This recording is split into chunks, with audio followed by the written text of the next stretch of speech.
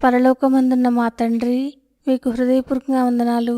మా ఎడల చూపించిన అనంతమైన ప్రేమకై వందనాలు చెల్లిస్తూ, కష్టాలు, బాధలు, ఇబ్బందులలో తోడుగా ఉండి ధైర్యపరిచి బలపరుస్తున్నందుకు ఆరాధించి పూజిస్తూ, ఈ మంచి సమయానికై మీకు వందనాలు చెల్లిస్తూ ప్రభువైన యేసు నామములో సమర్పించి వేడుచున్నాము తండ్రి. ఆమెన్.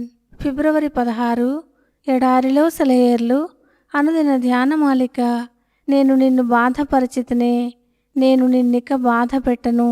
నహూము గ్రంథం 1వ అధ్యాయం 12వ వచనం. బాధకి అంతు ఉంది. దేవుడు బాధ పెడతాడు, దేవుడే తీసేస్తాడు. ఈ బాధకి అంతం ఎప్పుడు అంటూ నిట్టూరుస్తున్నావా? ఆయన వచ్చేదాకా ఆయన సంకల్పాన్ని శిరసా వహిస్తూ నిబ్బరంగా సహనంతో ఎదురు చూద్దాము.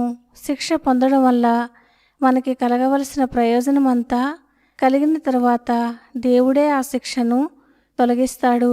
శ్రమ ఏదైనా మనల్ని పరీక్షించడానికి వస్తే మనం ఆయన్ని స్తుతించి ఆయన గురించి సాక్ష్యం ఇచ్చి ఆయన్ని మహిమపరిచిన తర్వాత అది అంతమవుతుంది.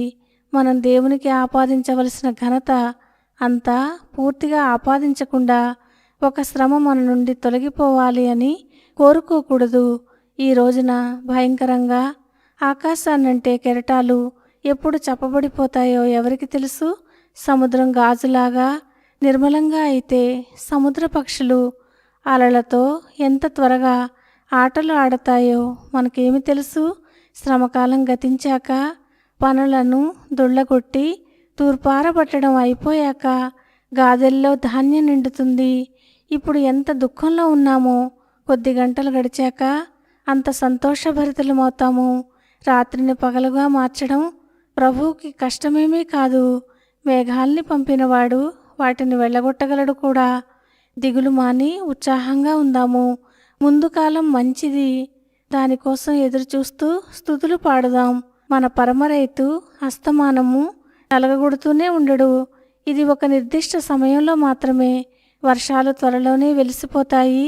ఏడుపు కొద్ది గంటలే ఉంటుంది. తెల్లవారితే ఇక శోకం ఉండదు. మన శ్రమ క్షణికమే. శ్రమకి ఓ ప్రయోజనం ఉంది. మనకి శ్రమ వచ్చిందన్న విషయమే మనలో దేవుడికి కావాల్సిన అతి ప్రశస్తమైనదేదో ఉన్నదన్న విషయానికి నిరూపణ. లేకపోతే అంత సమయం వృధా చేసి అంత శ్రద్ధ మన మీద ఎందుకు చూపిస్తాడాయన? మట్టి ఖనిజం కలిసిపోయి ఉన్నట్టు మన సహజ ప్రవృత్తిలో విశ్వాసమనే విలువగల ఖనిజం కలిసిపోయి ఉంది కాబట్టే క్రీస్తు మనల్ని ఈ పరీక్షలకి గురిచేస్తున్నాడు.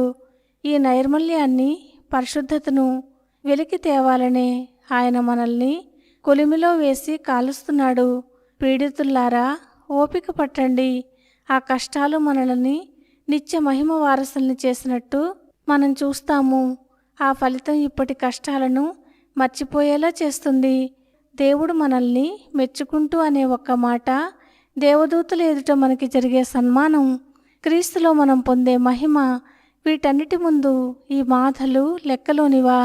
గోడ గడియారానికి బరువుగా వ్రేలాడే లోలకం, ఓడని స్థిరపరచడానికి వేసే బరువులు అవి సరిగా పనిచేయడానికి అవసరం. మన ఆత్మీయ జీవితంలో శ్రమలు కూడా అంతే. అంతులేని ఒత్తిడిని ఉపయోగిస్తేనే పరిమళాలు తయారవుతాయి. ఉన్నత శిఖరాల్లో మంచు కురిసే చోట్ల కళ్ళు మిరుమిట్లు గొలిపే పూలు పూస్తాయి. కంసాలి చేతుల్లో ఎక్కువ దెబ్బలు తిన్నదే ఎక్కువ విలువగల వజ్రం.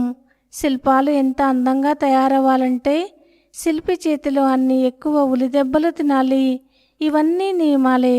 ఇవన్నీ అతి జాగ్రత్తగా అంచనా వేసి ముందు చూపుతో చేసేవే. దేవుడు ఈ మాటలను దీవించునుగాక. ఆమెన్.